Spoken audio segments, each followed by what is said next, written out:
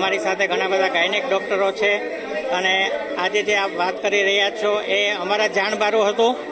કોઈ CCTV hack કરી ગયું છે અમારું. અમે પોલીસ ફરિયાદ કરવા પણ જવાના છીએ. મારી એવી વિનંતી છે આપ સૌને કે મને થોડો ટાઈમ આપો તો હું પોલીસ ફરિયાદ કરી શકું.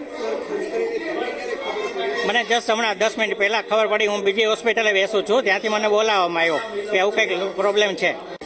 હવે અમે પોલીસ ફરિયાદ કરીશું. કોણે આ કૃત્ય કર્યું છે એ પકડવા માટેનો પ્રયત્ન કરીશું, કેમ કે કોઈ આ સાયબર ક્રાઇમ કરેલું છે.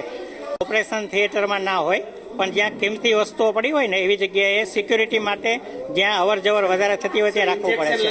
ત્યાં બધા ઇન્જેક્શન પડ્યા હોય, ત્યાં બધા ઇન્જેક્શન પડ્યા હોય. મહિલાઓની સિક્યુરિટી એટલે અમે કોઈ ડિસ્પ્લે નથી કરતા.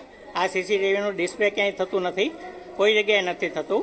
પણ આ કોઈ હેક કરી ગયું છે, કોઈએ હેક કરેલું છે. અમે ક્યાંય આ ડિસ્પ્લે નથી કરતા. પાયલ મેટર્નિટી હોસ્પિટલમાં ડાયરેક્ટર છું અને આઈવીએફ પ્રેક્ટિસ કરું છું. જી.